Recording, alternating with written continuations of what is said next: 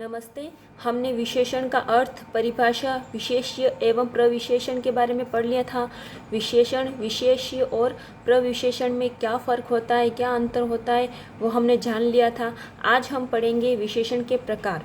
विशेषण के कितने प्रकार होते हैं और इन प्रकारों में कौन कौन से विशेषण आते हैं उसके बारे में आज पढ़ेंगे।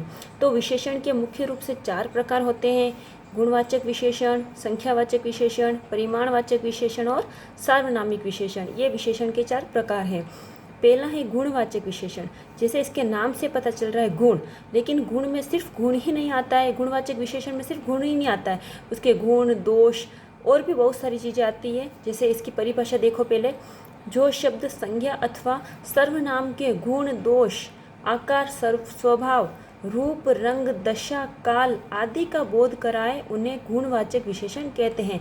यानी कि गुणवाचक विशेषण में गुण भी आते हैं, दोष, आकार, स्वभाव, रूप, रंग, दशा, काल, ये सभी गुणवाचक विशेषण के अंतर्गत आते हैं। जैसे आपको मैं बता दूं, काल बोधक गुणवाचक विशेषण कौन कौन से, तो उदाहरण है यह पुरानी तस्वीर है। अब पुरानी, नई, ये सब क्या है, काल बता रहे हैं कि ये आज की है, पुरानी है, तो ये क्या हो गया, काल बोधक विशेषण। यह ताज़ा आम है, ठीक है, तो ये क्या हुआ गया कि ताज़ा मतलब ये अभी का आम है, ताज़ा है, पुराना नहीं है, तो ये भी काल बता रहा है। तो कालवाचक में कौन कौन से आ गए, नया, मौसमी, प्राचीन, नवी, ये सभी कालबोधक विशेषण हैं। फिर है रंगबोधक, यानी कि किसी भी वस्तु या किसी भी चीज़ के लिए हम कलर का यूज़ करते हैं कि ये लाल है, पीला है, सफ़ेद है, नीला है, तो वो किस में आ जाएंगे, रंगबोधक में आ जाएंगे। और रंगबोधक किस में आएगा, गुणवाचक में ही आएगा, ठीक है। तो दशाबोधक, मोटा, पतला, यानी दशा बता रहा है, ये मोटा है, ये पतला है, युवा है या वृद्ध है, गीला है या सूखा, इसकी दशा कैसी है वो बता रहा है, तो ये भी दशाबोधक यानी कि गुणवाचक में आएगा। गुणबोधक वही अच्छा, भला, बुरा, कपटी, झूठा, गुण और दोष दोनों, इसमें गुण और दोष दोनों आ जाएंगे, वो भी गुणवाचक विशेषण में। और आकार बोधक, आकार बता रहा है कैसा है, गोल है, चौकोर है, तिकोना, लंबा, चौड़ा, नुकीला, सुडौल, पतला, मोटा, यानी कि गुणवाचक विशेषण के अंतर्गत कालबोधक, रंगबोधक, दशाबोधक, गुणबोधक, आकार बोधक, स्वभाव जो भी है वो सभी गुणवाचक विशेषण के अंतर्गत आ जाएगा। फिर है संख्यावाचक विशेषण। संख्या 2 प्रकार की होती है। जैसे एक तो हम बता दें कि 10 रुपये, ठीक है, तो ये भी संख्या हो गई। और हम बता दें कुछ रुपए, वो भी संख्या हो गई। लेकिन एक क्या हो, 10 रुपये में तो हमें ज्ञात हो रहा है कि 10 रुपये हैं, लेकिन कुछ रुपए में हमें ज्ञात नहीं हो रहा है कितने रुपए, तो संख्यावाचक भी 2 प्रकार की हो गई। जैसे कि मैंने यहाँ पे 2 वाक्य लिखे हैं, उन दोनों वाक्यों से हम समझेंगे। शीला ने मुझे 50 रुपये दिए। अब 50 रुपये दिए और यहाँ पे लिखा है शीला ने मुझे कुछ रुपए दिए। 50 में तो हमें पता चल रहा है कि 50 रुपये दिए तो निश्चित हो गया, और कुछ रुपए दिए तो हमें कुछ पता नहीं चल रहा है, हमारे मन में संशय है कि कितने रुपए दिए, तो क्या हो गया, अनिश्चित हो गया। जिसका निश्चय हो जाए तो वह निश्चित संख्यावाचक है, और जिसका निश्चय नहीं हो तो वह क्या होगा, अनिश्चित संख्यावाचक। देखो, निश्चित संख्यावाचक की परिभाषा क्या है कि जो शब्द संज्ञा अथवा सर्वनाम की निश्चित संख्या का बोध कराए, जैसे 10 लड़के, 20 आदमी, 50 रुपये, निश्चित संख्या बता रहे हैं ना, तो ये क्या हो गया, निश्चित संख्यावाचक हो गया। निश्चित संख्यावाचक विशेषणों को प्रयोग के अनुसार भेदों में विभक्त किया जा सकता है। अब निश्चित संख्यावाचक के भी 4 प्रकार हैं यहाँ पे, तो उनको देख लीजिए। गणनावाचक, जैसे हम गणना करते हैं 1 2 3 4 5 6 7, ये भी किस में आएंगे, गणनावाचक में। फिर क्रमवाचक, हम कहते हैं पहला, दूसरा, तीसरा, चौथा, 5वां, ये सभी क्रमवाचक में आएंगे। फिर आवृत्तिवाचक, आवृत्ति होती है बार बार, 3 गुना, 4 गुना, 100 गुना, 10 गुना, तो ये सब किस में आ जाएंगे, आवृत्तिवाचक में। फिर है समुदायवाचक, जो पूरा समुदाय में हो, 4 हो, 8 हो, तुम तीनों यहाँ क्यों बैठे हो, तुम चारों यहाँ क्या कर रहे हो, इस तरह से ये क्या आ जाएगा, समुदायवाचक में आ जाएगा। ये निश्चित संख्यावाचक के ही 4 प्रकार हैं, ठीक है। अब है अनिश्चित संख्यावाचक। तो अनिश्चित मैंने बता दिया कि हम जिसका निश्चय नहीं कर पाए वो अनिश्चित है।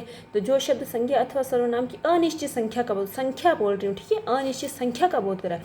कुछ आदमी चले गए, आदमी की हम संख्या कर सकते हैं, लेकिन यहाँ पे कुछ आ रहा है तो कुछ में क्या हो गया, अनिश्चय हो गया। कुछ में कुछ पता नहीं चल रहा है कितने आदमी थे, तो कुछ आदमी चले गए, तो ये क्या हो गया, अनिश्चित हो गया। कई लोग आए थे, अब कई में कितने लोग आए थे हमें कुछ पता नहीं है, तो ये क्या हो गया, अनिश्चित संख्यावाचक हो गया। सब कुछ समाप्त हो गया, अब सब कुछ कितना कुछ समाप्त हो गया, इसका हम निश्चय नहीं कर पा रहे, तो ये क्या हो गया, अनिश्चित संख्यावाचक। नेक्स्ट है परिमाणवाचक विशेषण, ठीक है, जो परिमाण का बोध कराए, है ना, परिमाण मतलब माप तोल का। तो यहाँ पे वाक्य देखो पहले, श्याम 10 किलो शक्कर लाया। कितने किलो लाया? 10 किलो लाया। निश्चित परिमाण है, 10 किलो लाया है। अब है श्याम थोड़ा दूध लाया। अब थोड़ा दूध कितना लाया? आधा लीटर, 1 लीटर, इसका कोई निश्चित माप नहीं दिया हुआ है, तो क्या हो गया? ये अनिश्चित परिमाण बोधक हो गया। ये तो निश्चित हो गया और ये अनिश्चित हो गया। अब परिमाणवाचक विशेषण की परिभाषा देख लो आप। जिन विशेषणों से संज्ञा अथवा सर्वनाम की परिमाण का बोध होता है कि ये कितने किलो का है, या कितने लीटर है, या कितना है, थोड़ा है, ज़्यादा है, वो सभी परिमाण बोधक के अंतर्गत आएंगे। और निश्चित है तो निश्चित परिमाण बोधक, और अनिश्चित है तो अनिश्चित परिमाण बोधक। देखो 10 किलो घी, यानी घी का पता चल रहा है 10 किलो है तो निश्चित परिमाण बोधक। 5 क्विंटल गेहूँ, गेहूँ का पता चल रहा है कितने क्विंटल है तो निश्चित परिमाण बोधक के अंतर्गत आ जाएगा। अब बहुत घी, बहुत सारा घी कितना है? 2 किलो है, 5 किलो, इसका कोई निश्चित परिमाण हमें पता नहीं चल रहा है, तो ये क्या हो गया? अनिश्चित परिमाण बोधक। थोड़ा दूध, ठीक है, ये सभी अनिश्चित परिमाण बोधक के अंतर्गत आएंगे। अब है सार्वनामिक विशेषण। जैसे हमने पढ़ा था सर्वनाम, संज्ञा के स्थान पर काम आने वाले शब्दों को सर्वनाम कहते हैं, ये हमने पिछले अध्याय में पढ़ा था। अब है सार्वनामिक विशेषण। जो सर्वनाम होते हैं अगर वो विशेषण बन जाते हैं तो उन्हें क्या बोलते हैं? सार्वनामिक विशेषण। सर्वनाम तो आप जानते हो, समझ गए, पहले पढ़ाया था। तो विशेषण के रूप में प्रयुक्त होने वाले सर्वनाम को सार्वनामिक विशेषण कहते हैं। विशेषण के रूप में, अब विशेषण के रूप में कैसे प्रयुक्त होंगे? देखो, यह घर मेरा है, यानी संज्ञा या सर्वनाम संज्ञा के जस्ट पहले आ रहा है। ये देखो, यह घर मेरा है, तो यह घर की मतलब एक विशेषता बता रहा है कि यह किसका घर है? मेरा घर है। तो यह तो एक सर्वनाम है, लेकिन घर की विशेषता बता दी इसने कि मेरा घर है, तो यह घर मेरा है, तो ये क्या हो गया? यहाँ पे सार्वनामिक विशेषण हो गया। वह किताब फटी है। अब किताब संज्ञा है, इसके जस्ट पहले विशेषण आ गया, सॉरी सर्वनाम आ गया, तो ये क्या हो गया? विशेषण बन गया। यानी संज्ञा के जस्ट पहले अगर सर्वनाम आ रहा है तो वह विशेषण का काम करने लग जाता है, इसलिए इसको सार्वनामिक विशेषण कहा जाता है। कोई आदमी रो रहा है, अब कौन आदमी रो रहा है? आदमी संज्ञा है, उसके आगे सर्वनाम आ गया कोई अनिश्चित सर्वनाम, जानते हो, तो ये क्या हो गया? फिर यहाँ पे विशेषण बन गया, तो ये सार्वनामिक विशेषण हो गया। यानी सर्वनाम से बनने वाले शब्दों को, सर्वनाम से बनने वाले मतलब विशेषण को सार्वनामिक विशेषण कहते हैं। अब विशेषण की 3 अवस्थाएं होती है, ठीक है। एक तो होती है मूलावस्था, एक उत्तरावस्था, एक उत्तमावस्था।